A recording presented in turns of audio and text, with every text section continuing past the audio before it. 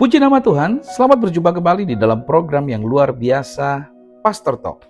Saya berdoa di sepanjang hari ini, segala aktivitas kita senantiasa ada di dalam tuntunan hikmatnya Tuhan. Ada tulisan di Alkitab yang mengatakan, kalau Tuhan sudah membuka pintu, tidak ada orang yang bisa menutupnya. Sebaliknya kalau Tuhan sudah menutup pintu, tidak seorang pun dapat membukanya. Apakah Tuhan itu pilih kasih? Bagaimana sebenarnya penjelasannya? Ya, pertanyaan ini sangat baik karena itu menyentuh sifat keadilan dan kedaulatannya Tuhan.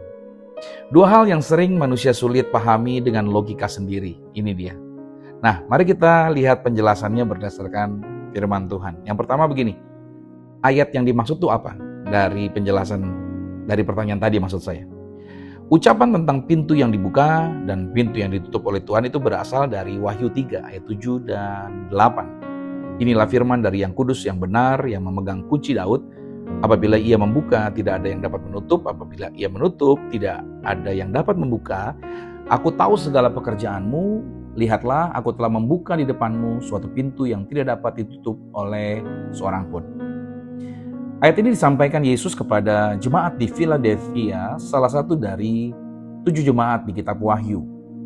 Pintu yang dimaksud bukanlah merupakan pintu fisik, tetapi pintu kesempatan, pintu pelayanan, dan pintu penyertaan ilahi. Penjelasan yang kedua, apakah Tuhan itu pilih kasih? Nah, secara hakikat, Tuhan itu tidak pernah pilih kasih. Karena Kisah Rasul, pasal 10 ayat 34-35, sesungguhnya aku telah mengerti bahwa Tuhan tidak membedakan orang. Setiap orang dari bangsa manapun yang takut akan Tuhan dan yang mengamalkan kebenaran itu berkenan kepada Tuhan. Artinya, Tuhan tidak menutup atau membuka pintu berdasarkan suku, latar belakang, atau favoritisme. Namun Tuhan menanggapi hati dan ketaatan seseorang. Ketika seseorang setia, taat, dan percaya, ya Tuhan membukakan jalan atau pintu bagi mereka. Tetapi, bagi yang keras hati dan menolak Tuhan, maka Tuhan bisa menutup pintu bukan karena pilih kasih, tetapi karena keputusan orang itu sendiri yang menjauh daripada kehendaknya Tuhan. Lalu pelajaran selanjutnya, mengapa Tuhan menutup pintu? Terkadang Tuhan menutup pintu bukan karena Tuhan kejam ya, bukan. Tetapi karena Tuhan melindungi kita dari sesuatu yang tidak sesuai dengan rencananya Tuhan. Karena itu bisa membahayakan kita. Yesaya 55 ayat 8 ayat 9 mengatakan, sebab rancanganku bukanlah rancanganmu dan jalanmu bukanlah jalanku, demikianlah firman Tuhan. Nah, kita bisa kecewa saat pintu tertutup. Betul. Tapi sebenarnya Tuhan sedang menyiapkan pintu yang lebih baik bagi kita, atau waktu yang tepat, atau arahan yang benar untuk kita. Penutupan dari Tuhan sebenarnya bukan penolakan, melainkan itu pengalihan menuju kehendak Tuhan yang sempurna atas anak-anak. Nah, yang selanjutnya lagi saudara, dikatakan ketika Tuhan membuka pintu, nah ini dia. Pintu yang Tuhan buka itu tidak bisa ditutup oleh manusia manapun. Karena itu adalah pintu kasih karunia dan kuasa ilahi. Tidak ada manusia, situasi, atau iblis pun yang dapat menutup pintu yang Tuhan telah bukakan. Namun, Tuhan sering menunggu kita untuk melangkah dalam iman. Untuk apa? Untuk masuk ke pintu yang sudah dibuka oleh Tuhan. Contohnya nih, Tuhan membuka laut Teberau untuk Israel. Ya, lautnya dibelah dulu sama Tuhan. Tetapi, bangsa Israel harus melangkah dulu. Mau masuk ke dalamnya. Ya kan? Kalau mereka tidak mau melangkah, ya mereka juga tidak akan mengalami kuasa yang Tuhan sudah bukakan bagi hidup mereka.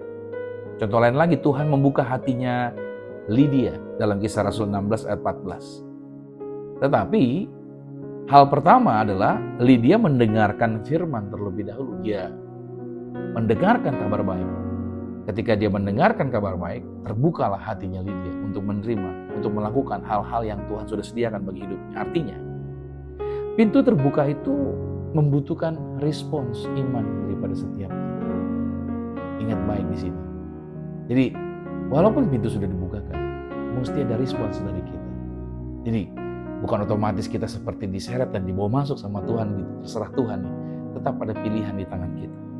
Nah, kesimpulan teologisnya adalah Tuhan tidak pilih kasih. Tetapi Tuhan adalah berdaulat. Artinya Tuhan berhak menentukan waktunya, caranya, dan siapa yang akan dia percayai dengan pintu yang terbuka tersebut. Tuhan itu Tuhan yang adil dan Tuhan yang penuh kasih, bahkan pada saat Tuhan menutup pintu sekalipun.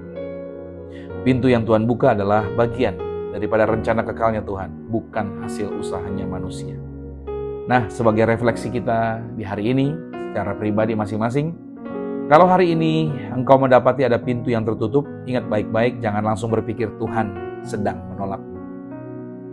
Tapi berpikirlah begini, mungkin Tuhan sedang melindungimu dari sesuatu yang salah. Tuhan sedang mengarahkanmu pada pintu yang benar, atau Tuhan sedang menguji kesetiaan dan imanmu. Nah, sebaliknya bila engkau sedang menikmati pintu yang terbuka, bersyukurlah. Dan gunakan kesempatan itu untuk memuliakan Tuhan. Sebab pintu itu bukan hasil kekuatanmu, melainkan kasih karunia Tuhan atas kehidupan Anda. Saya berdoa saudara sepanjang hari ini diberkati dan menikmati kasih karunia dan segala kemurahan Tuhan. God bless you.